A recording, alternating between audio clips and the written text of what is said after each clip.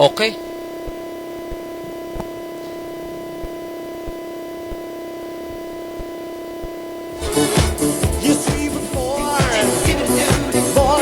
Okay, so magandang gabi sa lahat ng nakikinig at sumusubaybay ng ating programang Manibela ng Masa on the Go.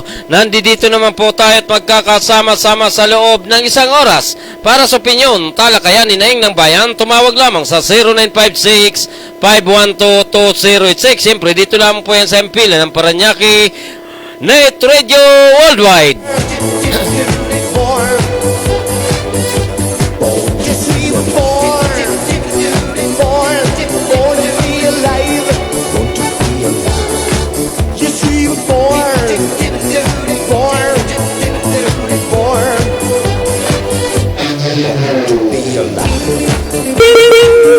Luzon, Visayas at Mindanao. Ito naman po ang inyong lingkod, Gaspar Latam, na nagsasabing sa umaga sa tanghali maging sa gabi, tayo ay magkakasama-sama dito sa ating programang Manibela ng Masa on the Go.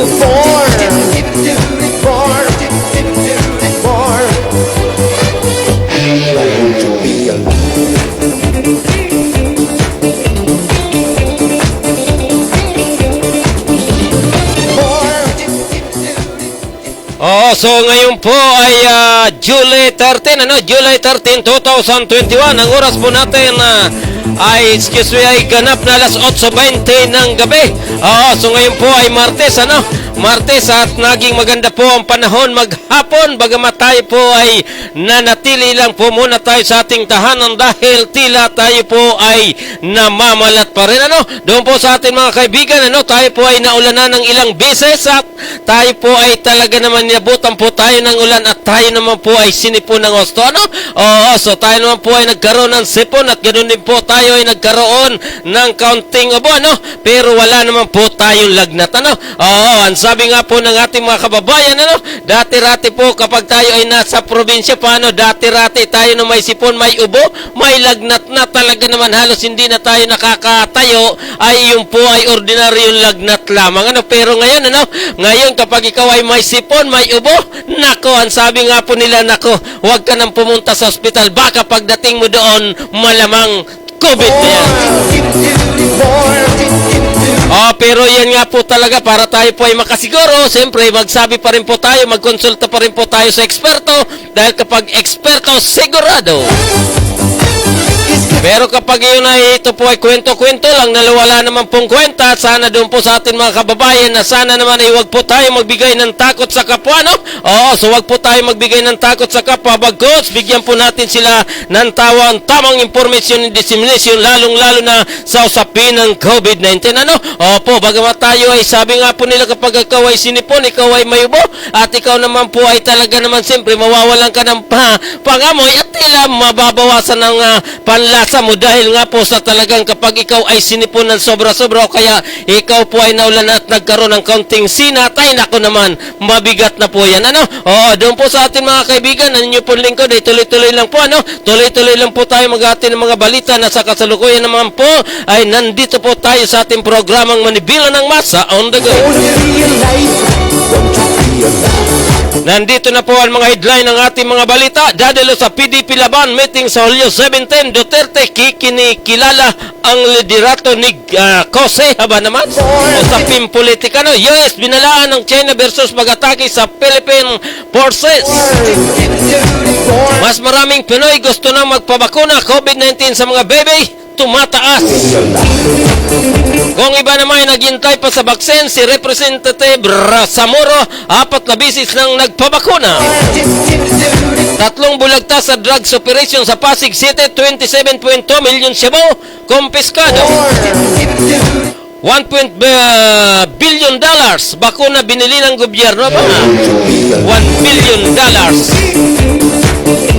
Nasaan ba yun? Otak at bodyguard sa ambosli ng NCMH director at driver nito, Timbog. Oo, so yan po ang headline ng ating mga balita at sa maya-maya lang po tayo ay babalik sa ating programang Manibila ng Masa on the Go. At doon po sa ating mga nasa online doon po sa mga nasa online ngayon po ay Martes at siyempre kapag kayo po ay may sharer badge, automatic po kayong kasama sa darating na Biyernes sa ating raffle draw, ano? Born to be alive, born to be alive. You see, we're born. Okay, COVID-19 sa mga baby tumataas.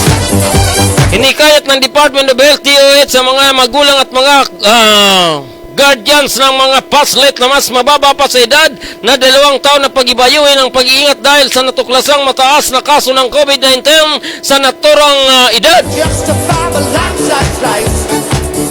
Sinabi ni Health Secretary Undersecretary Maria Rosario Berheri na ang mga nasa 1 hanggang sa 19 taong gulang ay kabilang sa tinatawag na pediatric group pediatric group, ano? Oo, doon po sa ating mga kaibigan, pagsapit naman sa edad na 15 hanggang 19, makikita na mas mataas din ang infeksyon sa kanila kumpara sa ibang age groups.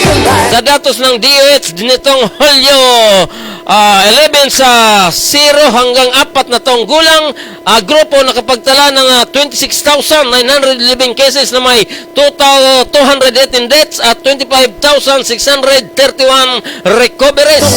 At ang edad naman na 5 hanggang 9 na grupo, ano, ay may 27,970 cases na may 33 deaths at 26,806 recoveries.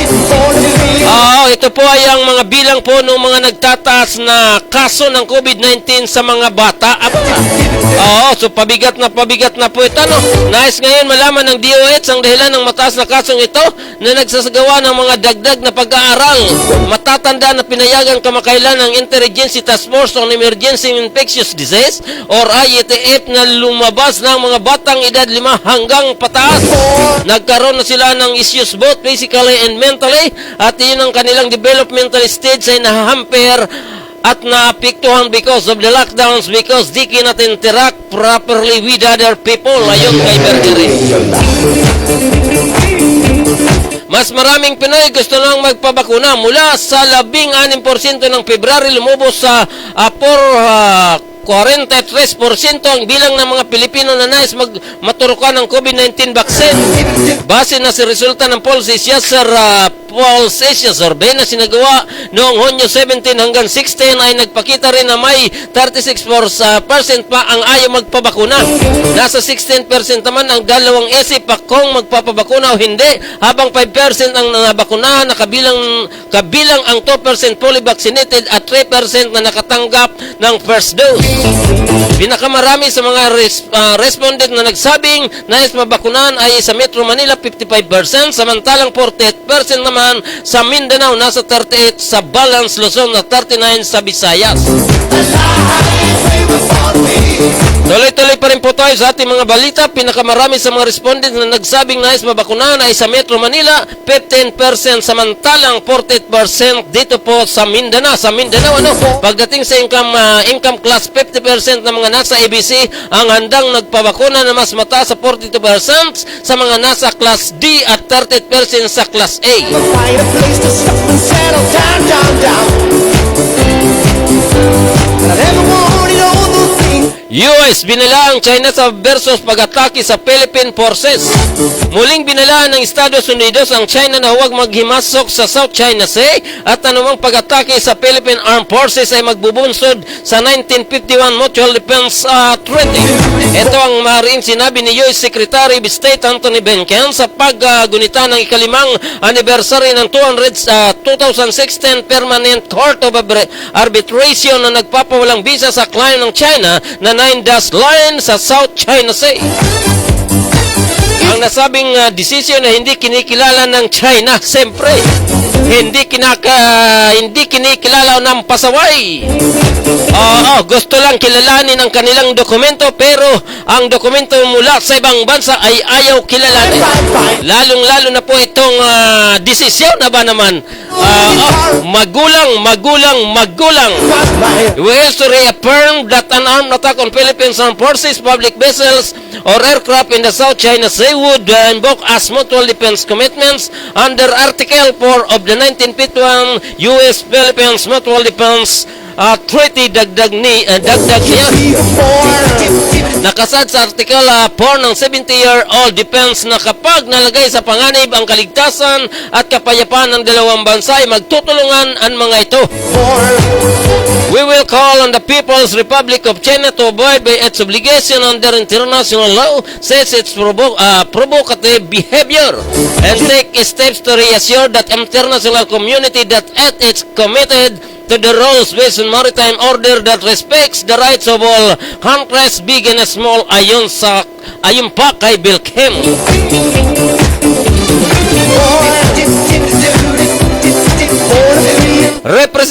Representative Zamora at lapat na bisis nagpabakuna.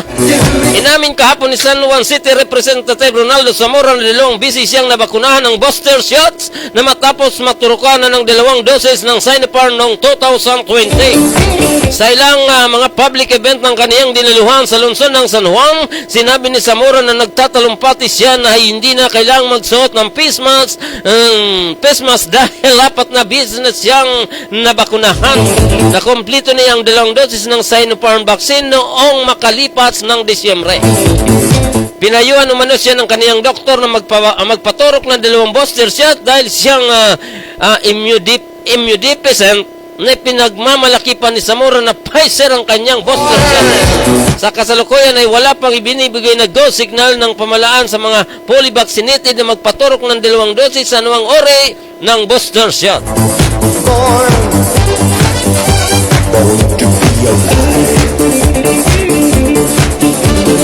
People ask me why I never find a place to stop and settle down. I never wanted all those things people need to justify the lives. Yes, we were born to be alive. Yes, we were born.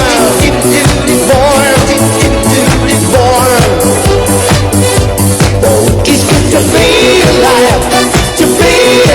Tuloy-tuloy pa rin po tayo sa ating mga balita. Ito po ay usaping dadalo sa PDP laban sa meeting sa Hulyo 17. Duterte kinilalang liderato ni Gus Acosi. Kinilala na pa rin ni Pangulong Rodrigo Duterte ang liderato ni Energy Secretary Alfonso Cose sa PDP laban. Dadalo ito sa special meeting ng partido sa Hulyo 17 ayon sa Malacanang. Ginawa ni Presidential Spokesperson Harry Roque ang pahayag matapos matalisikin ni PDP laban President at Senator Manny Pacquiao si Cose na tumatayong Vice Chairman ng partido. Ayon pa kay Roque, hindi kinikilala ni Duterte ang ginawang pagpapatalsik ni Pacquiao kay Cose. O kang hindi kinikilala pa dahil planong mag-attend ni Presidente ng PDP laban meeting sa 17. Saba naman, sinabi ni Roque na kailegal resolbahin ng partido ang nangyayaring gusot. Ito po ay sa usapin po ng PDP laban.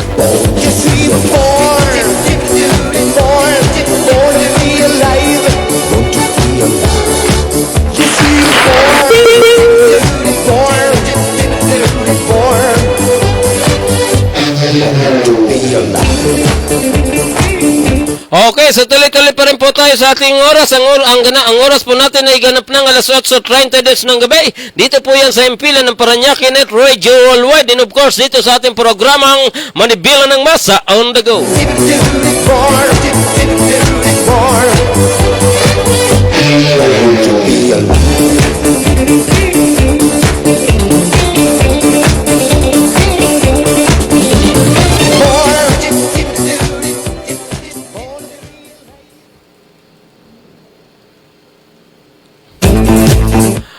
SIM card na may connectivity load ipinamahagi sa 1 milyong guro at kawani.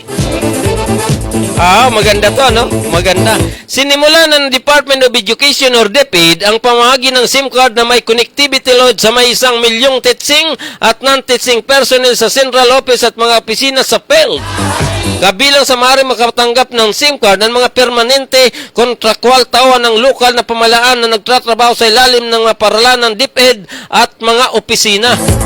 This is part of our commitment to deliver the premises of the Bayanihan to act through the support of our President, our lawmakers, and our field offices. Need a place to stop and settle. DepEd has ensured that our personnel and teachers can efficiently provide basic education services to our learners despite the situation na yun kay Education Secretary Leonor Briones. Want to be alive. Don't you Pinahalanan din ng DepEd na ipamahagi ang nasabing grant sa lahat ng teaching at non-teaching personnel hanggang sa Hulyo 23. Ang lahat ng mga SIM cards ay i-activate na may initial na Trevor GB load na maaaring gamitin sa loob ng 1 taon. Naman, maganda. Ito po ang Department of Education ay mamimigay ng tinatawag na SIM cards na may connectivity load.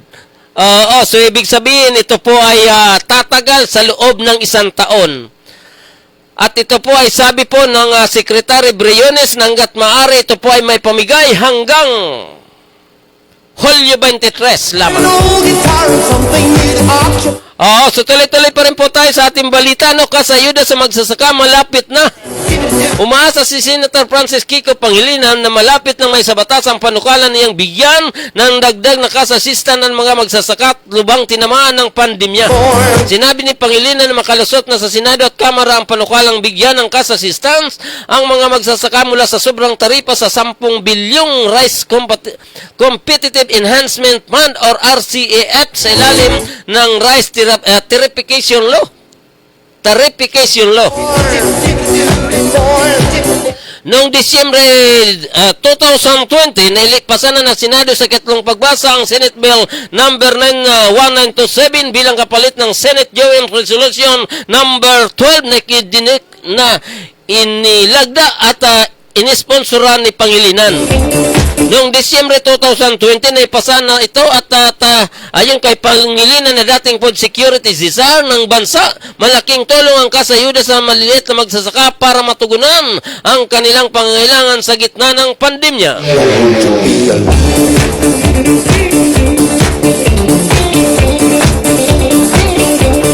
Tuloy-tuloy pa rin po tayo sa ating mga balita. Yung pong nasa online, maraming salamat po doon sa nagsishare. Automatic po kayong kasama sa darating na Friday sa ating raffle dito po sa ating programang Manibila ng Masa on the Go.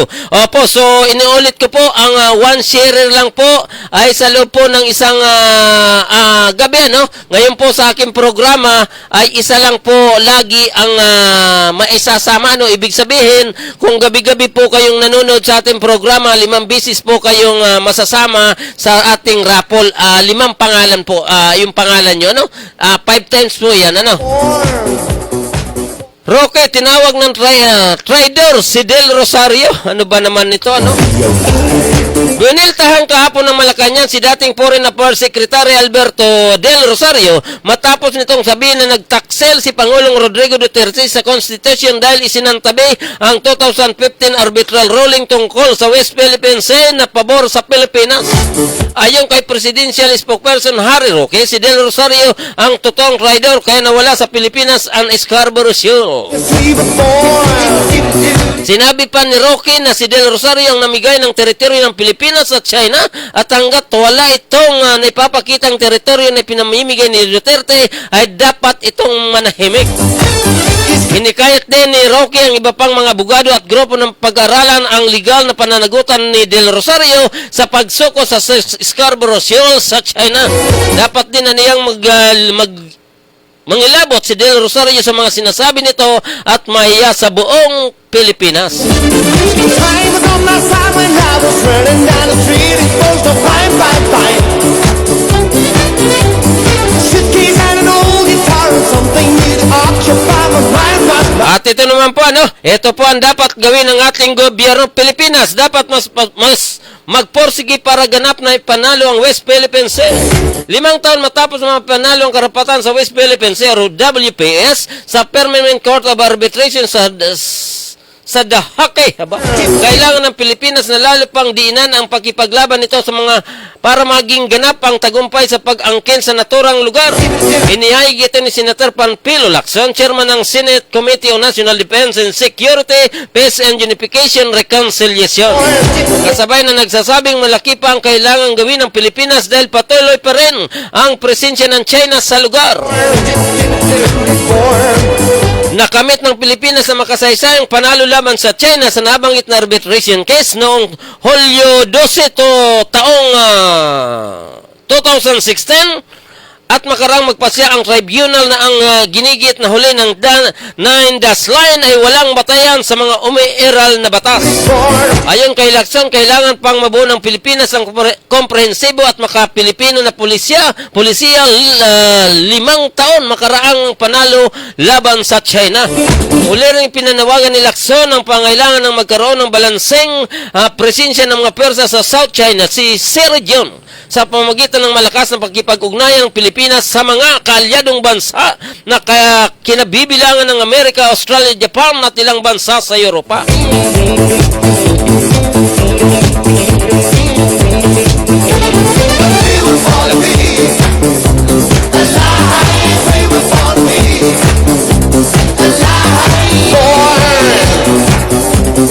Born to be alive, born to be alive. You see, we're born.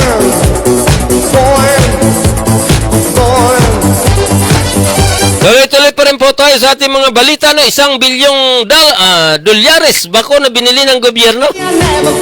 Umabot na sa 1 bilyon ang kabuang halaga ng COVID-19 vaccine na binili ng gobyerno. Ang total na procurement po natin sa Faraway Procure, ibig sabihin, binili ay 89 million dosis at ang halaga nito ay mahigit kumulang 1 bilyong dolyares, sabi ni Presidential Spokesperson Harry Roque. Sa nasabing halaga, $4 million na ang nabayaran sa iba't ibang manufacturers. Ang US $400 million na naibayad ay mula sa General Appropriation at Multilateral Financial Institution. Binanggit ni Roque na ang donasyong bakuna mula sa COVAX facility ay may koordinasyon sa Department of Finance at Department of Health. Ang Pilipinas ay nakatanggap ng 20.7 milyong dosis ng Sinovac, Pfizer, AstraZeneca, Moderna at Sputnik V. Target ng gobyerno ng bakunahan ang halos 50 to 70 milyong Pilipino sa katapusan ng taon para makamit ang tinatawag na herd immunity laban sa COVID-19. You see, we're born to be alive. At doon po sa ating mga nasa online, ganun din po sa ating mga FB friends, sana pakisabi na lang po sa ating mga FB friends na sana paki-like and share ang ating programang para manibelo ng mas on the go, and of course ang ating FB page para Nyakinet Radio Worldwide para sila ay makasali sa ating parapol sa darating na Biyernes. Tuloy-tuloy pa rin po tayo sa ating mga balita. Tuloy-tuloy pa rin po. Brigadang Ayala Global Partners nagbigay ng ayuda sa medical frontliners. Bilang pagpasasalamat sa medical frontliners na mahagi ang globe at ang mga partners nito ng Wi-Fi kits, entertainment packages, grocery, medical supplies, insurance voucher at kaya ka-support sa 3 public hospital bilang tugon ng Globe sa Brigada Ayala. Makatanggap ng 50 Globe may Wi-Fi devices na may kasamang pre 9 GB data ang mga medical frontliners sa UP Philippine General Hospitals, PGH, National Children's Hospital NCH at Tondo Medical Center or TMC. Makakatanggap din mula sa Ayala Corporation sa pamamagitan ng Ayala Foundation ang bawat nasabing ospital ng 500,000 at pundong makakalap mula sa Globe Rewards at GCash. Meron ding smart TVs na may kasamang Globe Home Prepaid Wi-Fi with 10 GB data para sa mga COVID at cancer wards nito at mga emergency room at outpatient department.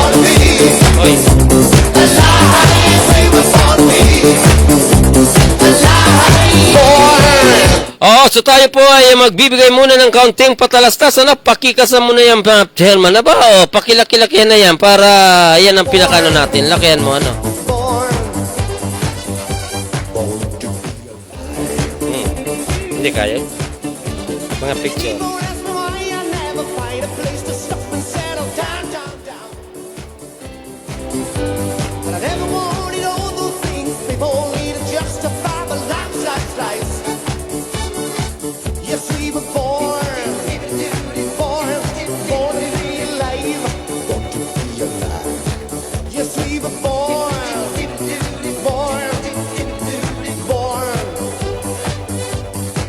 It's good to be alive, to be alive, to be alive. It's good to be alive, to be alive, to be alive. It's good to be alive.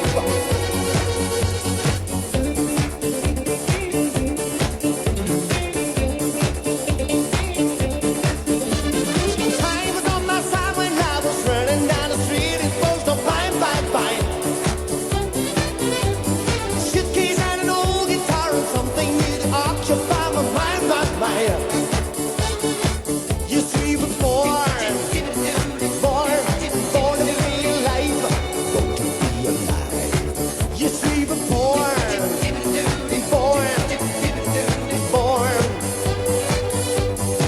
Yes, we were born to be alive. Born to be alive. Yes, we were born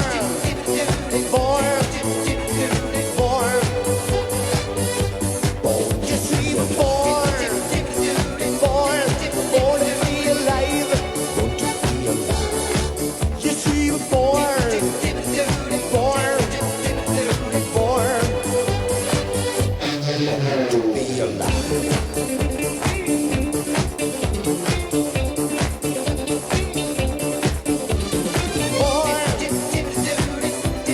Born to be alive. Yes, we were born to be alive. Born to be alive. Born to be alive.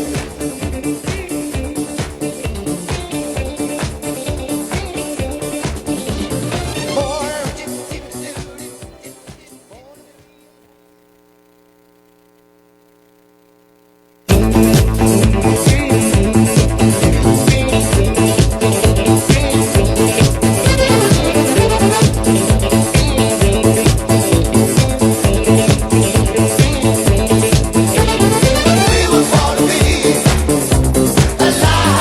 Born to be alive.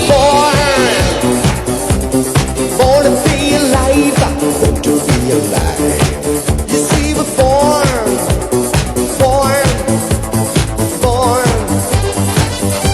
Born to be alive.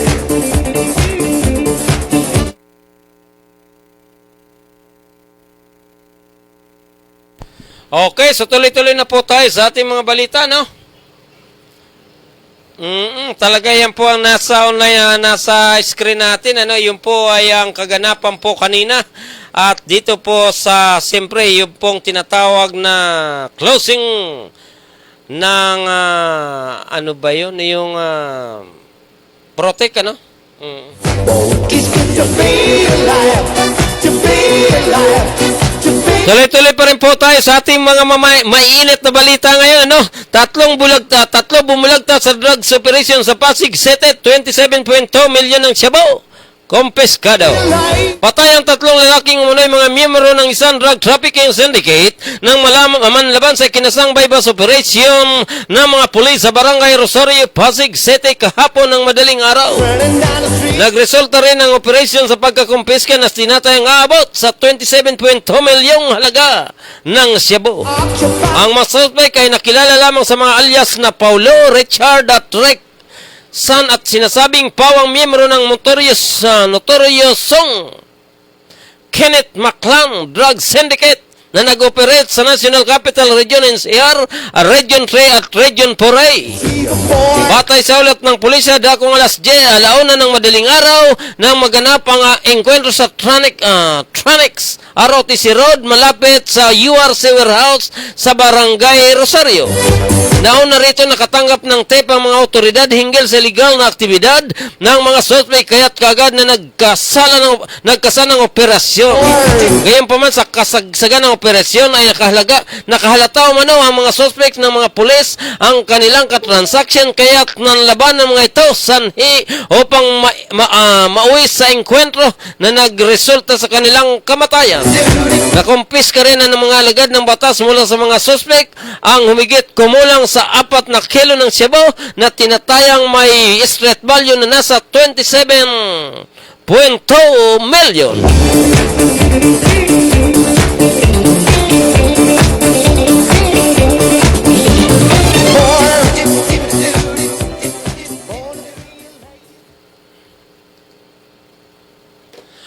So talaga mabigat, mabigat. Ano ba naman yan? Napakarami. Every now hindi na lang yung kung ano nang siya ba, no? Otak at bodyguard sa ambos slay ng NCMH director at driver nito, Timbo. Nadakip ng mga otoridad ang itinuturong otak sa panambang sa direktor ng National Center for Mental Health or NCMH sa Quezon City noong Hulyo 27 taong 2020. Kinilala na Quezon City Police Director QCPD Police General Antonio C. Yara ang umunoy na dakip na mastermind sa krimen na si Clarita M. Avila, 65 years old, dating hepe ng Administrative Support Service ng NCMH at residente ng 25 Oak Street, Block 6, Phase 1, Woodland Hills, Barangay Silangan, San Mateo, Rizal. Samantala, kusang loob namang sumuko sa Criminal Investigation and Detection Unit, CIDU at Intelligence Service Armed Forces of the Philippines or ISAFA ang driver bodyguard ni Abil na si George Serrano, 57 years old, residente sa NCMH Compound, Nueva de Febrero Street, Barangay Mauay, Mandaluyong City, kasamang kaniyang abogadong si Attorney Crystal Prado. Ayon kay Yara, si Avila ay unang naresto noong Hunyo 25 dakong alas 11:45 ng umaga sa kanilang tahanan sa bisa ng warrant of arrest na ipinalabas ni Judge Rosella Santos Manuel ng Quezon City Regional Trial Court. Branch 97 nitong nakarang June 23. Hindi naman umano kagad isinapubliko ng Quezon City ng QCPD ang pagkakaresto kina Avila at driver nito dahil isinasa ilalim pa sila sa masusing investigasyon. Batay sa record akong alas 7 ng umaga ng Hulyo 27, 2020 ng tambangan at pagbabarili ng riding in tandem ng direct na si director ng NCMH na si Dr. Roland Leon Cortes at personal driver nitong si Ernesto Ponce de la Cruz sa kanto ng Casanova Drive at Tandang Sura Avenue, Barangay Culyat, Quezon City. Kinatok pa umano ng rider ang pintuan ng sasakyan ni Cortes at nang buksan ito ay bigla na lang pinagbabaril ang mga biktima. Lumilitaw na posibleng may kinalaman sa trabaho ang pananambang matapos na magpatupad ng mga reforma si Cortes sa NCMH na nagresulta upang maimbestigahan ng National Bureau of Investigation at masampahan ang kaso si Avila. Sinasabing sangkot si Avila sa umunay katiwalian na may kaugnayan sa pagpapatakbo ng food catering, gayon din sa clothing at medication procurement sa NCMH. Samantala, patuloy pa rin na namang pinaghahanap ng QCPD ang isang nakilalang Sunny M. Sandicho na sinasabing may partisipasyon din umano sa krimen.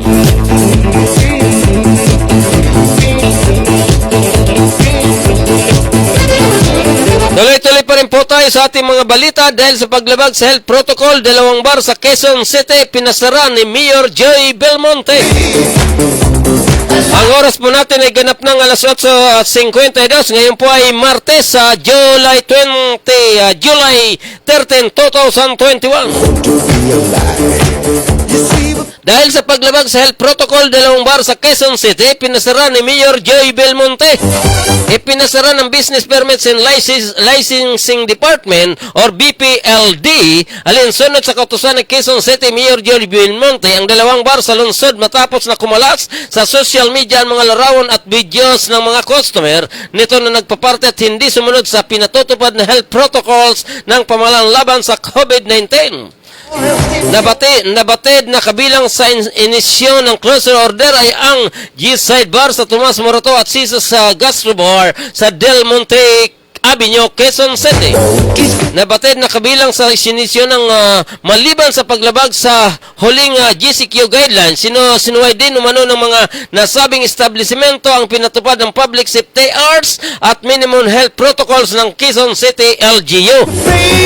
Nabatid ng pinakahuling GCQ guideline na inisyon ni Belmonte, hindi pa rin pinapayagan mag-operate ang bars, karaoke bars, club at concert hall sa lungsod. The patrons of this bars even had the audacity to post in social media their wanton violation of health safety protocols oblivious to the fact that there are more transmissible variants now in public safety and remains a risk ayon kay Belmonte. Apa naman? Okay. We support economic recovery and job creation, but this should not be the expense of public health.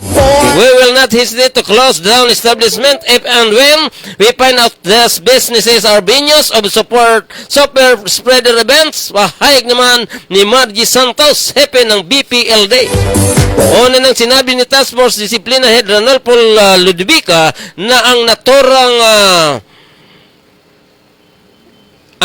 birthday party ni Jesus noong Biyernes ay dinaluhan ng mga social media influencer na pinatatawag din umano nila upang magpaliwanag.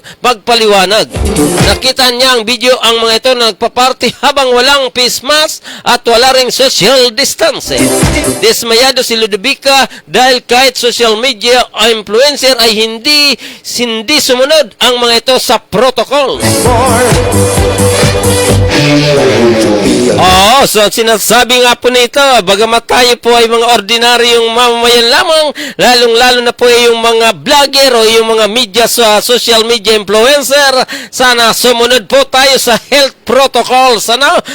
So kung tayo po ay may nararamdaman na kaunti, sabihin po natin na tayo malala ang ating sipon, tayo naman po ay nawala ng konting pangamoy dahil sa sipon. Wala tayong mamoy kapag tayo ay may sipon, maniwala ka sa hindi, mababawasan ang ating pangamoy, mababawasan ang ating panlasa.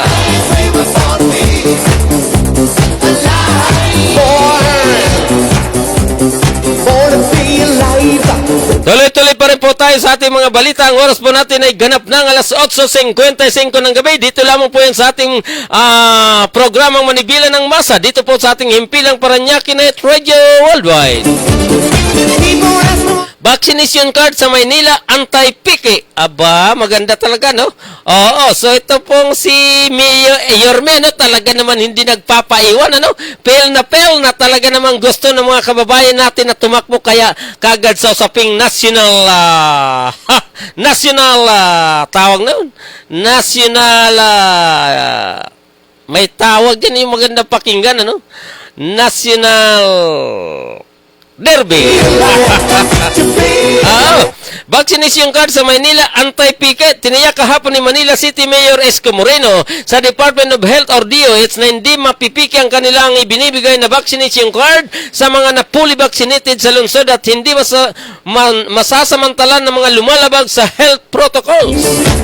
Anti-piki umano ang vaccination card nila dahil sa hindi sila nagbibigay ng physical na cards at ma-access lamang ang vaccination card sa pamamagitan ng online.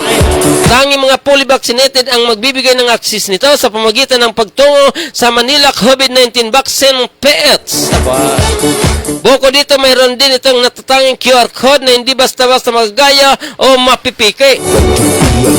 Matatanda na nawagan DOH sa mga lokal na pamahalaan na nag-issue ng mga hindi napipiking vaccination cards habang naghihintay pa ng isang format ng vaccination certificate mula sa Department of Information, Communication or Technology or DEC. Aba naman. Okay, ito, no? Si Senator Gringo, nasan pa ba ang secretary ng Department of Information, Communication or Technology or DEC? Nagkaroon ng controversial sa vaccination cards na umano'y napipikat ginagamit ng mga nais lamang maghaliwaliw sa iba't ibang lugar. Dahil dito muling pinayagan ng DOH ang paghingi ng mga lokal na pamahalaan ng COVID-19 test result sa mga turista o sa mga nais magtungo sa iba't ibang lugar sa bansa.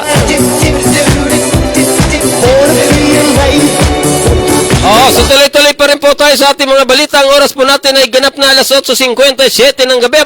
Malapit na po tayo magtatapos at magbibigay po muna tayo ng counting paalala. Lalong-lalo na po sa ating mga kababayan na nasa online na sila po ay makakasama na naman pong muli sa darating na raffle draw sa Friday. So tayo naman po ay magbibigay ng counting paalala. Pakikasama na yan, Mr. Chairman. Pakikasama na yan, Mr. Chairman. At tayo ay konting magpapaalala sa ating mga kababayan at magkakaroon po tayo ng maiksing short break.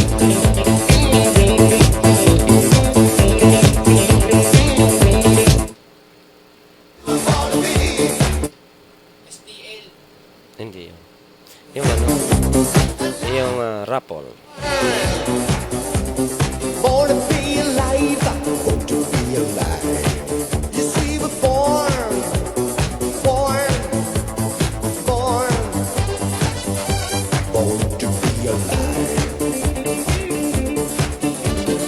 People ask me why I never find a place to stop and settle down, down, down. But I never wanted all those things people need to justify my life, life, life. Yes, we were born to be alive, born to be alive. Yes, we were born.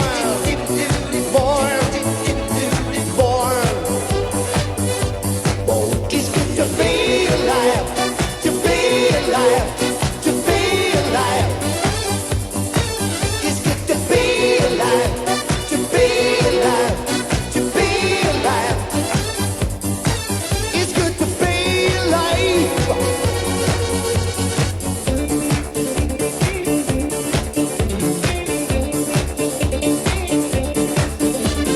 Time was on my side when I was running down the street exposed to pine, pine, pine. Suitcase and an old guitar and something new to occupy my mind, my mind. You see, we're born to be alive, born to be alive. You see, we're born.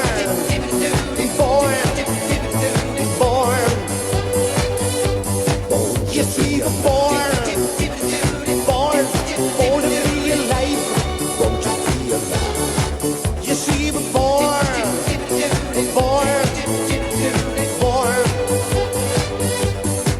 Yes, we were born to be alive, born to be alive. Yes, we were born, to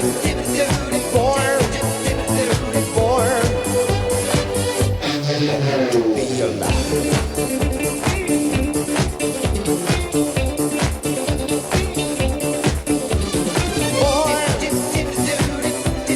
Born to be alive, born to be alive. Yes, we were born. Ilagay po natin tuwing Friday po yan, sa Friday po, anong date ba yan, July 16, Friday, sa ganap na alas 8 hanggang alas 9 ng gabi, magkakaroon po ulit tayo ng raffle every Friday po dyan, 16, 23, 30 July, at sa August naman, 6, 13, 20, at 27. So, medyo matagal-tagal pa po ang laban natin, At kanina naman po, yung ating mga kapulisan po sa lungsod ng Parañaque, siyempre, kasama po ang ating buting Chief of Police, Police Colonel Maximo Preal Sebastian Jr. at butihing Mayor Edwin Olivares ay dumating po kanina dito sa lungsod ng Parañaque. Ito pong si NCRPO Police General, Police Director, Police Director, ano? Regional Director na ito pong si General Danao naman, and of course, ito pong Southern Director naman, ano? Na si General Jimmy Lee. Mga karaig, ay pumunta po dito sa lungsod ng Parañaque kanina para saksihan ang pagtatapos ng ating mga kaibigang kasama sa Unified Force Multipliers doon po sa tinatawang Protect, ano? Ito po ay programa naman ng ating kapulisan na ba? Napakaganda po ang programang ito. Ano, napakaganda. Sana tuloy-tuloy po ito. Ano? Tuloy-tuloy po ito ng ating mga kaibigan. Ano? It's good to feel alive.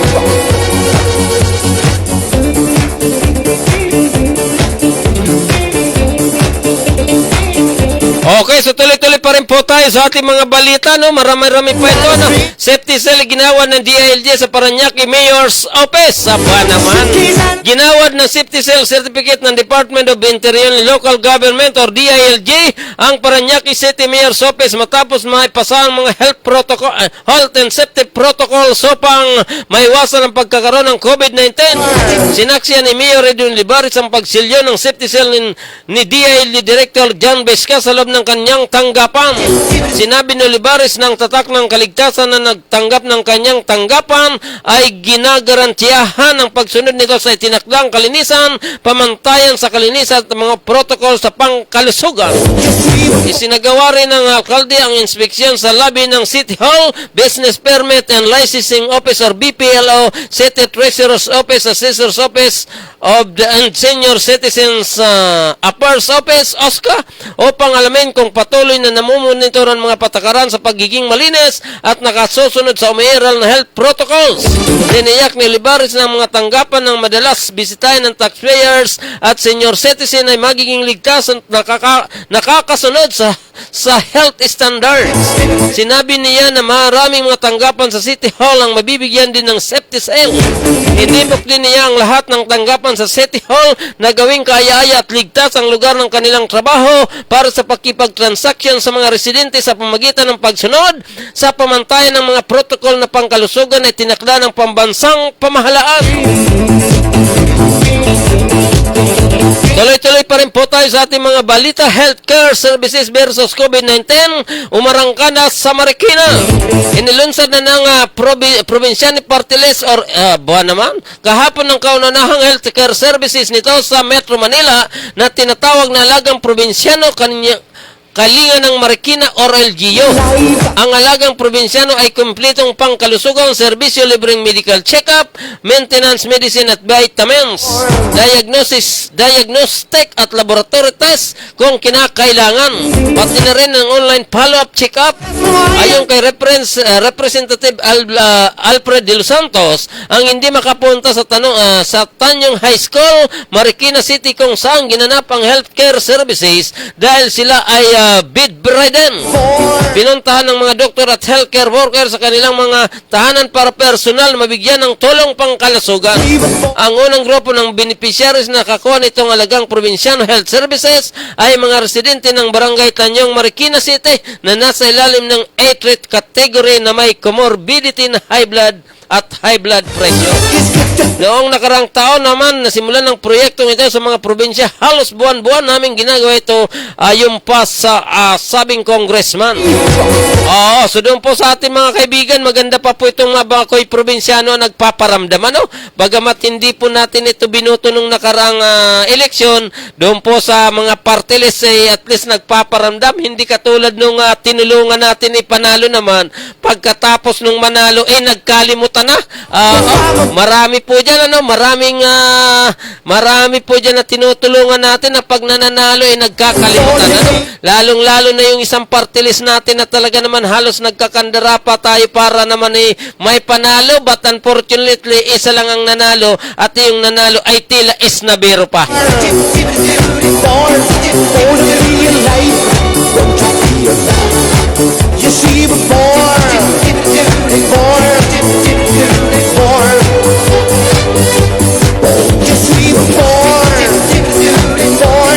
Don't you feel alive?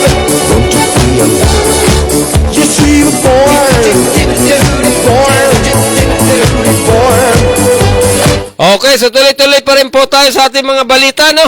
185 pagyanig na natala sa Bulkang Taal. Sa nakalipas na 24 oras ay naiulat ng DOST PhilBops na nakapagtala sila ng halos 185 volcanic earthquakes sa Bulkang Taal habang nanatili sa alert level 3. Kabilang sa mga naitalang pagyanig ay 7 low-frequency volcanic earthquakes, 176 na volcanic tremors na tumagal ng 1 hanggang 16 na minuto at low-level background tremor na naitala simula noong Hulyo 7 hanggang sa taong 2021. Ibinuga rin ng main crater ang mataas na sukat ng volcanic sulfur dioxide gas at steam rate flows na may taas na 1,500 metro bago napadpad patungong Timog Kanluran at Kanluran Hilagang Kanluran. Ang pagbuga ng sulfur dioxide ay humigit kumulang sa 6,421 tinulada kada araw noong July 11, 2021. Ang sukat naman na umabot ng ground deformation ng bulkan gamit ang electronic tilt, continuous GPS at INCR monitoring ay nakapagtala ng marahan na pag-impis ng Volcano Island simula pa noong April.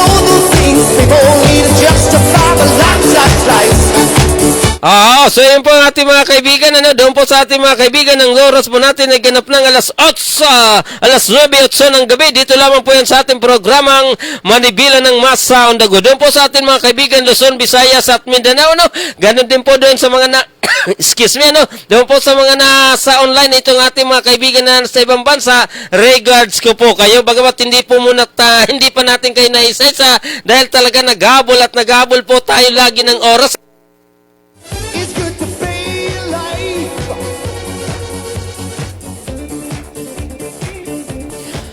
Okay, so tuloy-tuloy na po tayo sa ating mga balita, at malapit na naman po tayo magtapos. Aba naman, napakabilis. Supreme Court, pinahaba ang kulong ng lalaking amo na nagmaltrato sa kasambahay. Akala ko pinaiksi. Hindi nakatulong apila ng isang among lalaki na sa kanyang hatol na 14 na taon na pagkakulong dahil sa illegal na pagkulong at pambubugbog sa kanyang katulong noong 2019. Bagkos dinagdagan pa ng mga maestrado ng Supreme Court na 20 taon hanggang 40 years ang pagkakulong nito. Aba, nadali Imbes na 14 na taon lang sana, kung hindi na po siya nagapila, hanggang 14 na taon lamang ang kanyang kulong.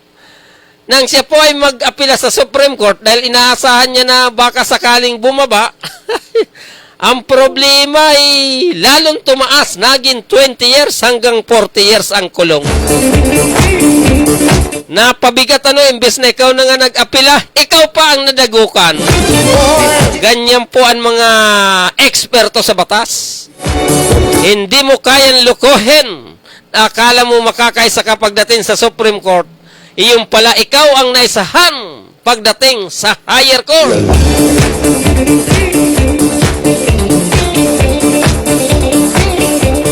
Sa resolusyon na may pitsang Pebrero 10, 2021 na natagpuan ng Supreme Court 2nd Division na si Reynold Marsan na guilty sa kasong illegal detention sa kanilang kasambahay na si Bonita Baran. Binago rin ng Supreme Court ang naunang desisyon ng Court of Appeals at Quezon City Regional Trial Court Branch 77 na naglabas ng hatol na pagkakulong ng mula 8 hanggang 14 na taong bilang kasabwat ng kanyang misis na si Ana Leso. Hinatulan siya ng Supreme Court ng reclusion perpetua o makulong ng 20 hanggang 40 taon. Ang bigat Inatasan rin ng Supreme Court si Marsan na magbayaran si Baran ng tiga 75,000 pesos bilang moral at exemplary damages. Tutubo ang halaga ng 6% kada taon mula nang mag-umpisa ang kaso hanggang sa pagpalabas na pinal na resolusyon. Ibinasura naman ng Supreme Court ang kaso labang kay Annalisa makarang pumanaw na siya noong Hulyo 22, 2020. Una rin siyang hinatulan na makulong ng 20 hanggang 40 years Tagal, ano? Taong 2012 nang magsampa ng kaso si Baran laban sa mag-asawang amo dahil sa pagkulong sa kaniya sa kwarto sa panggugulpi na pagresulta sa kanyang pagkakabulag. It's good to be. Oo, ang bigat pala kasi ang ginawa naman. Isipin mo ba naman nakulong na, nabulag pa. Kaya po doon sa mga pasaway naman na kumukuha ng katulong ay sana wag naman kayong ganyan. Kung ang kinukuha niyong katulong ay hindi pumasa sa inyong kriteria, kung ang kinukuha niyong katulong ay hindi medyo nakakasabay sa inyo, wala kayong dapat gawin, palitan ninyo. Oo, dahil katulong lang po ang posisyon niyan, ha? Katulong lang po ang posisyon niyan at hindi po manager. Oo, so wala naman pong magagawa ang Ali dahil kung siya po ay magaling, kung siya po ay matalino, kung siya po ay may sapat na kakayanan, ay hindi po yan magpapaamo. Ay ibig sabihin, hindi po yan magiging utusan. Kaya po doon sa mga kumukuha ng utusan, kumukuha ng katulong o yaya o kasambahay, mag-isip po kayo. Huwag niyong ituring ng kasambahay kasing talino ninyo. Huwag niyong isipin na kasing sipag ninyo. Huwag niyong isipin na pagka-responsable katulad niyo. Bagkus isipin niyo po yan na may kahinaan. Kung siya po ay may pagkukulang, dapat niyong unawain lamang. Dahil ang sweldo po niyan, mas mababa sa inyong kinikita. At ang kanyang trabaho ay hindi niyo naman kayang trabahuhin. Dahil kung kaya ninyong trabahuhin, huwag na kayong kumuha ng kasambahay. Diba? Oo. So kasi may nakilala ko na anak ng kumuha ng katulong, isang bisis lang sinabihan na ito ang gawin mo, ay hindi nagawa. Pag uwi galing sa trabaho, kinaltosan. Tingnan mo yan. Palibasa bakit hindi mo nagawa? Bakit hindi mo nakuha? Hindi alam ng pasaway na amo isang probinsyana yung tao, isang probinsyana. Kapag ikaw ay isang probinsyana, kung hindi ka pa sanay maglaba, hindi ka pa sanay magtupi ng damit, hindi ka pa sanay magplansa, may kahirapan yan, di ba? Kaya po doon po sa mga nakakangat sa buhay na kayang kumuha ng katulong, sana wag naman po kayong ganyan. Maawa naman po kayo sa kinuha niyong kasambahay. Kaya nga po siya pumapasok na kasambahay dahil wala po siyang sapat na kakayanan para magtrabaho ng mas mataas pa dyan. Kaya dapat ang ating pag-unawa ay hindi po mula sa katulong o kasambahay, bagkus mula sa atin mismo. It's good to be alive.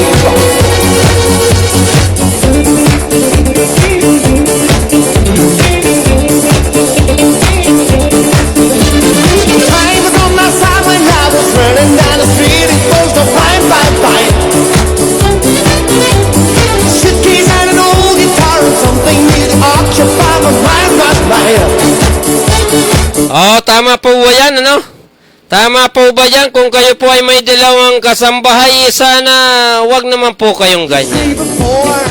Doon po sa atin mga kaibigan, kapag kukuha po kayo ng boy o kasambahay, o kaya yaya, sana wag po kayong ganyan. Turuan nyo pong maigi sa loob ng 1 linggo, 2 linggo, o kaya 1 buwan. Kung sakasakaling hindi pa rin po sila makadapo, hindi pa nila kayang gawin ang trabaho nila, pwede nyo naman po yan na palitan. Pwede nyo naman po yan ang bigyan ng pamasahe pa uwi. Ibigay nyo na lang po ang kanilang sweldo dahil kawawa naman po yan. Huwag na po nating gayahin itong ibang mga pasaway na amo na kapag hindi po nakukuha ang utos sa loob ng 1 buwan, 2 buwan, ayaw pong bigyan ng sweldo. Yun po ay pangit, di ba? Kasi yan sasabihin, binayaran ko yung nagdala sa iyo rito. Hindi mo naman pala kayang trabaho. Umuwi ka na lang sa inyo, bahala ka sa pamasahe mo. Huwag naman ganyan, ano? Kawawa naman ang Ali, ano? Okay, so tama po ba yan, ano? Doon po sa ating mga kaibigan, Luzon, Visayas at Mindanao, ang oras po natin ay ganap ng alas 9:16 ng gabi. Dito lamang po yan sa impilan ng Paranaque Net Radio, and of course, dito sa ating programang Manibila ng Masa on the Go.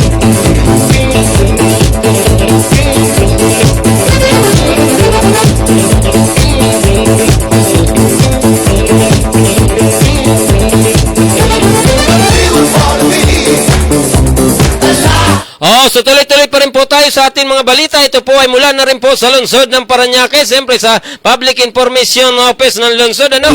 Paranaque City COVID-19 vaccine scheduled for July 14, 2021, SMBF second dose Pfizer. Aba, Pfizer, ano bukas to, no? Bukas, second dose Pfizer. Narito ang schedule ng vaccination for second dose Pfizer vaccine bukas araw ng Miyerkules, July 14, 2021, at ang listahan ng mga mababakuna na gaganapin sa SMB. First dose ng mga sumusunod ay noong June 20 to 2021. Aba, mabilis, ano? Para sa iba pang detalye, magtungo sa Paranaque City PH Vaccine Registrar.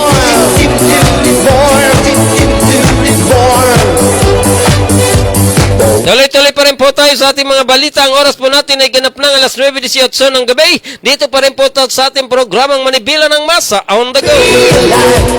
Paranaque City COVID-19 update as of today, ngayon po ito, July 13, 2021. The total number of active cases in the city of Paranaque is 230. Aba naman, mababa na, no? 1.0% including no address, unknown barangay, and 40 new cases.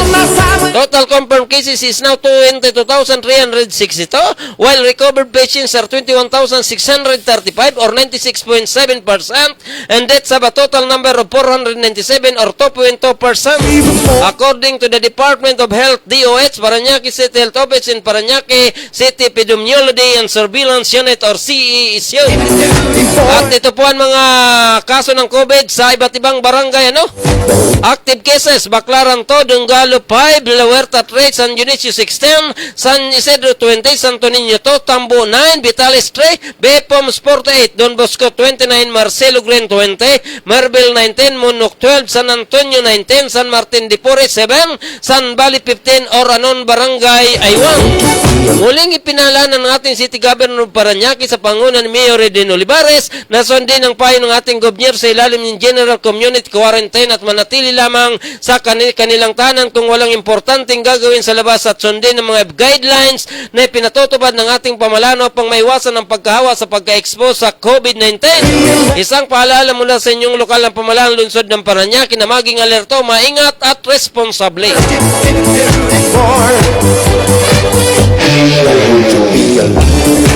Tuloy-tuloy pa rin po tayo sa ating mga balita. Ito po, ano, kanina lang po ito ay closing ceremony of patrolling and response operation training to empower CBOs in Tanod or Protect in the city of Paranaque. Kanina po ito, ano, July 13, 2021, official na nagkaroon ng closing ceremony ng programang Protect, Patrolling and Responsive Operation Training to Empower CBOs in Tanod ng Philippine National Police, PNP, kakaibat ang National Capital Region Police Office sa pamuno ni Police Major General Vicente Danao Jr., Regional Director in CRPO, Southern Police District sa pamuno ni Police General Jimmy Lopez Macaraig, District Director ng SPD Paranaque PNP sa pamuno ni Police Colonel Maximo Preal Sebastian Jr. or COP Paranaque CPS, katuwang ang pamalang lungsod ng Paranaque sa pamuno ni Paranaque City Mayor Edwin Olivares, kasama si Paranaque Director John Vizca. Siyempre kasama rin po dito ang Community Affairs Section sa panguna pa rin po ni Police Major Benedicto Balagtas. Nagkaroon ng arabay ceremony sa naturang programa at nilunsad ang tuloy-tuloy sa serbisyong tama, caravan distribution of food packs and health care. Sa pagtatapos ay kinilalan mga nagsipagtapos sa ilalim ng Unified Force Multipliers at ginawa ng sertipiko ng bawat individual na sumailalim sa pag-aaral at training upang maging isang Force Multiplier. Congratulations sa ating mga kapulisan at gayon din sa ating mga mamayan na nagsusumikap upang manatilang kaisan at kapayapaan ng lungsod. Yun po ay mensahe mula po sa lokal na pamahalaan ng lungsod ng Paranaque and of course doon po sa ating Paranaque Police.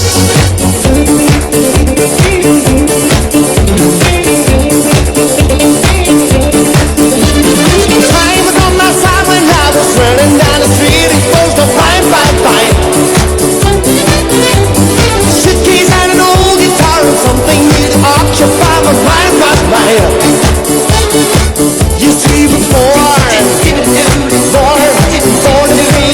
Okay, so hanggang dito na lang po muna ang ating mga balita. Ang oras po natin ay ganap ng alas 9:22 ng gabi. Opo, so doon po sa ating mga kaibigan na nandyan sa online, ano? Opo, so kami po ay buong puso nagpapasalamat sa inyo at ang inyo pong mga pangalan na ito po ay nililista ng ating mga kasamahan dito po sa studio para po para po sa darating na Biyernes muli po kayo makasama sa ating raffle draw, no?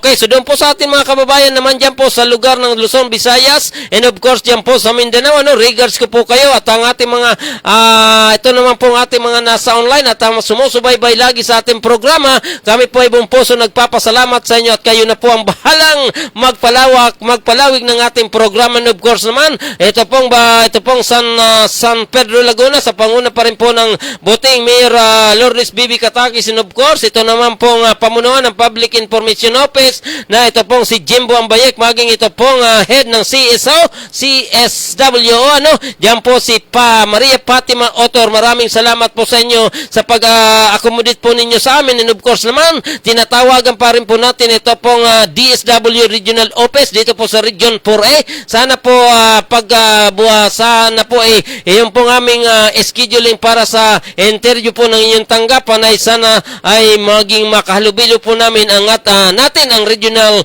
officer naman dyan po sa nasabing tanggapan dyan po sa lugar ng Muntinlupa. At ganoon din po sa ating mga kababayan dyan po sa lugar ng Partido area. Gusto po natin ipaalam na dito po sa Metro Manila ay tuloy-tuloy po tayong tuloy-tuloy lang po ang pagbabakuna. Ganoon din po iniikayat po namin kayo na sana yung po nagdadalawang isip sa usapin ng pagbakuna, magpabakuna na po kayo dahil ang bakuna po na ito po ay makakatulong po sa ating sarili at sa ating pamilya. Oo, so doon po naman sa nagdadalawang isip, tanggalin nyo na po ang pagdadalawang isip ninyo dahil ito naman po ay pandaigdigang pandemic naman. Ibig sabihin, hindi lang naman po yan sa inyong barangay, hindi lang po naman sa syudad, hindi lang po sa Pilipinas, bago sa buong mundo. Kaya po iniikayat po namin kayo na sana po ay wag na po kayo magdalawang isip, sana po ay magpabakuna na po kayo. Ang sabi nga po nila, kapag ikaw ay bakunado, siguradong protektado. At sinasabi nga po nila, kapag ikaw ay gumamit ng face mask, face shield at physical distancing, lalong protektado. Kaya nga po, doon po sa ating mga kaibigan doon po sa nagtatanong na nung ilang araw po ako hindi nakapagprograma dahil talaga naman ako po ay namaos, namaos po ako dahil ako po ay uminom talaga ng uminom po ako ng malamig na tubig at nadagdagan pa ng ice cream at nasabayan pa po nung sipo pa naman. Isipin nyo ba ang inyong lingkod ay talaga naman naulanan, pagkatapos mainitan, maulanan, pagdating sa bahay, ligo, kinamagahan, sipon, kinamagahan, namaga ang ating lalamunan, kaya tayo po ay namaos at nabawasan din po ang ating pangamoy, pero wala po tayong COVID dahil tayo po ay bakunado na, siyempre protektado pa. Tayo po ay sumusunod sa tinatawag na face mask, face shield at physical distancing. Kasi yung iba nagtatanong, bakit hindi ka nagpo-programa? Minsan ako nagprograma, yung boses ko parang binibiyak na kawayan. Ang sabi nga po ng operator dito, ano ba nangyari sa boses mo? Tatapusin pa ba natin ang programa? O kaya, hihinto na natin. Sabi ko, sayang naman, dahil tayo po ay magkakaroon ng raffle sa Friday, wala pa tayong nakikitang kasama sa raffle. Siyempre, kapag kayo po ay manood, siguradong kasama po kayo sa raffle, basta may tinatawag na sharer ba? So doon po sa mga nanalo, doon po sa dalawang raffle natin, first raffle, second raffle, congratulations po sa inyo at may pag-asa pa po kayong manalo sa Biyernes. Sana tuloy-tuloy nyo po kaming antabayanan, and of course, sana tuloy-tuloy nyo rin pong i-share ang Paranaque Net Radio Worldwide. At doon po sa ating kaibigan na si Mr. Christopher Magsila, yung pong ating na-interview pala na si PIO Head Officer in Charge na si Jimbo Ambayek ay kanya palang pinsan diyan po sa lalawigan ng Laguna, diyan po sa lugar ng San Pedro. Okay, so regards na rin po natin itong talaga naman, regards po natin ang mayor ng Binyan na ito pong si Mayor Attorney Arman Dimagila. Siyempre, regards na rin po tayo na napapabalitang tatakbo bilang congressman. Itong nakabingwit sa tunay na pag-ibig ni Aramina, wala pong iba, ito pong si Deb Almarenes. Oo, di ba? At ganoon din po sa ating dyan po sa lungsod ng Santa Rosa, no? Dyan po sa lungsod ng Santa Rosa, si Mayura Arcilla. Settle down, down, down. Oh, di ba? Ganun din po dyan sa lugar ng Calamba, si Mayor All those things people need to Chepeco naman. Aba naman, no? Timmy Chepeco. At ating kaibigan dyan na si Miss Laarri Barrero at si Mr. RG Salgado at itong si Mr. Libby Tatad. more. Kumusta na po kayo? Bagamat tayo ay nagkakalimutan na, bagamat ako ay inyong kinakalimutan na, basta ako ay hindi nakakalimot sa inyo. It's good to be alive. So bagamat tayo talaga naman tayo ay dinadaanan po ng pandemic, It's good to be. kaya tayo ay nagkakanda tuloy-tuloy lang kung paano tayo makakabayad sa ating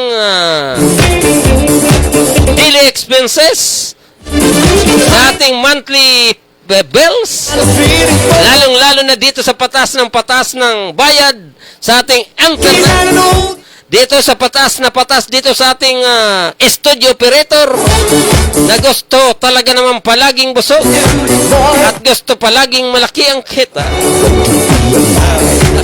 Doon po sa ating mga kaibigan, nagkakaroon po tayo ng kaunting patalastas at nagkakaroon po tayo ng kaunting patawa. Dahil ang kasama ko ngayon ay chairman. Chairman ang dating. Pagdating sa laro, gonna go. Pagdating sa trabaho, tikating.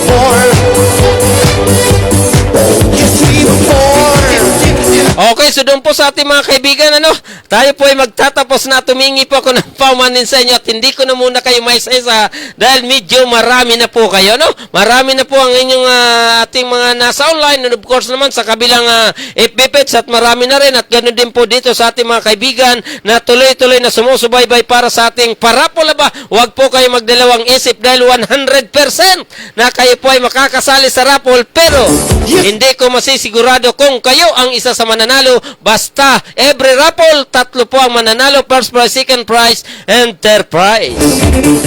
Okay, doon po sa ating mga kaibigan Luzon, Visayas at Mindanao, maraming salamat po sa inyong lahat. God bless us all.